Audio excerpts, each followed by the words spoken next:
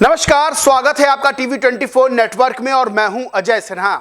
भारत में किस तरह से हिंदुओं को कमजोर करने, हिंदुओं को तोड़ने की साजिश हो रही है, यह मैं आज आपको बताऊंगा कि कैसे यह विचार सामने लाया जा रहा है कि हिंदुओं को तोड़ दिया जाए, हिंदुओं को अल्पसंख्यक कर दिया जाए और हिंदुओं को इतना कमजोर कर दिया जाए कि उनकी राजनीतिक और सामाजिक पहचान ही खत्म हो जाए। दरअसल जो मैं आज आपको बताऊंगा वो दिमाग घुमाने वाला है। किस तरह से जातियों में तोड़कर, किस तरह से हिंदू जो बहुसंख्यक हैं उनको अल्पसंख्यक बनाकर कमजोर करने की साजिशें हो रही हैं। कुछ लाइन मैं आपको बताता हूं। हिंदू अब मेजॉरिटी में नहीं है। दलित, आदिवासी, तमिल, लिंगायत ये हिंदू नहीं है। हमने हिंदुओं को सेकुलर और फासिस्ट में बांटा, लेकिन दोनों ने हमारे मकसद को नुकसान पहुंचाया।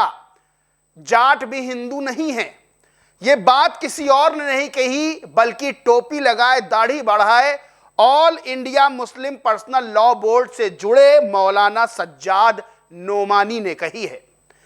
यह बात जब मौलाना सज्जाद नोमानी कह रहा था तो वहां मौजूद लोग खुश हो रहे थे। सबको लग रहा था कि वाह क्या बात कर दी है, हिंदू अब बहुसंख्यक से अल्पसंख्यक हो गया है, हिंदू अब जातियों में टूट गया है।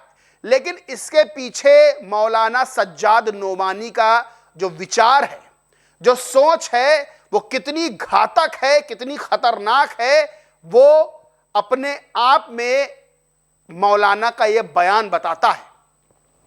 आपको बताएं, ये वीडियो बहुत तेजी से वायरल हो रहा है। मौलाना सज्जाद नोमानी जो कि मुस्लिम समाज में बहुत बड़ा मौलाना है, उसकी तकरीरों को सुनने के लिए, उसकी बातों को सुनने के लिए बहुत लोग आते हैं।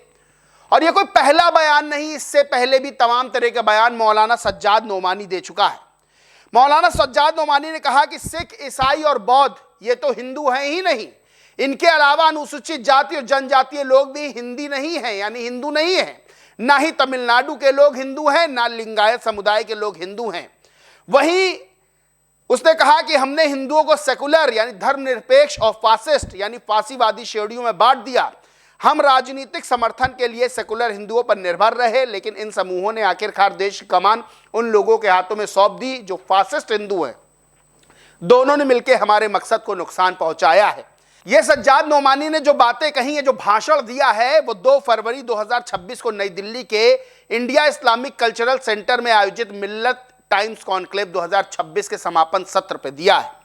सीधे तौर पर यह जो बयान है, यह अपने आप में बताता है कि किस तरह से साजिश रची जा रही है, किस तरह से सोच बनाई जा रही कि हिंदुओं को तोड़ दो, हिंदुओं को जातियों में तोड़ दो। जब जातियों में हिंदू टूटेगा तब हिंदू अपने आप अल्पसंख्यक हो जाएगा। जब हिंदू अल्पसंख्यक होगा, जातियों में टूट जाएगा, तो बहुसंख्यक कौन होगा? बहुसंख्यक होगा वो खास समुदाय। और फिर हिंदुओं का इतिहास उठा के देखा जाए तो किस तरह से हिंदुओं पर अत्याचार किए गए, किसी से छुपा नहीं, क्योंकि इतिहास झूठ नहीं बोलता है। और जब तक जातिवादी राजनीति चलती रहेगी, जब तक इस तरह की सोच चलती रहेगी, हिंदुओं को कथित तौर पर नुकसान पहुंचेगा, राजनीतिक रूप से भी और सामाजिक रूप से भी। मौलाना का जो ये विचार है, ये अपने आप में बड़ा घातक है।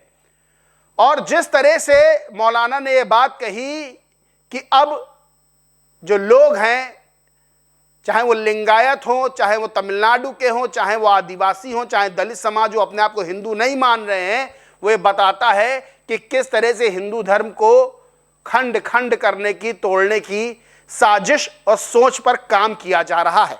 आपको बताएं, शिवम त्यागी ट्विटर यूजर हैं, वो लिखते हैं नोमानी के बयान पर, जाट हिंदू नहीं होते। नोमानी ने कहा, यह राहुल गांधी और अखिलेश के गुलाम को पश्चिम उत्तर प्रदेश घुमाओ एक बार, हमारे स्कूल या गांव में होता तो शायद अब तक व्यवस्था हो गई होती इसकी।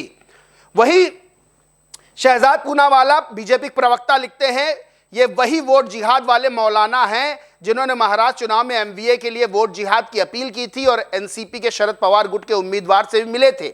अब वे कांग्रेसी जैसी ही बातें कर रहे मौलाना खलीलुर रहमान सज्जाद नोमानी कहते हैं हिंदू अब बहुमत में नहीं है, एससी प्लस आदिवासी प्लस तमिल प्लस लिंगायत बराबर गैर हिंदू हैं। हमने हिंदुओं को सेकुलर और फासीवादी में बांटा, लेकिन दोनों ने हमारे मकसद को नुकसान पहुंचाया।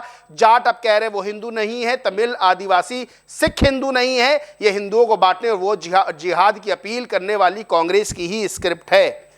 ये बेहद घातक बयान है जो सीधे तौर पर बताता है कि हिंदुओं को जातियों में तोड़ दो, और जब हिंदू जाति में टूट जाएगा तो जाहिर सी बात है वो बहुसंख्यक नहीं रहेगा, वो अल्पसंख्यक हो जाएगा। और जब वो अल्पसंख्यक हो जाएगा तब ये जो विचार मौलाना के हैं ये और आगे बढ़ेंगे, और फिर जब अल्पसंख्यक हो जाएगा तो क्या वही इतिहास दोहराया जाएगा जिस इतिहास के पन्नों को पलटते हुए देखा जाता है कि किस तरह से अत्याचार की पराकाष्ठाओं को क्रॉस किया गया था। इस पूरे मामले पर आप क्या समझते मानते कमेंट करके जरूर बताएं। वीडियो अच्छा लगा हो तो लाइक करें, कुछ शेयर करें, और चैनल को सब्सक्राइब नहीं किया तो सब्सक्राइब करके बेल आइकन जरूर दबा लें। धन्यवाद।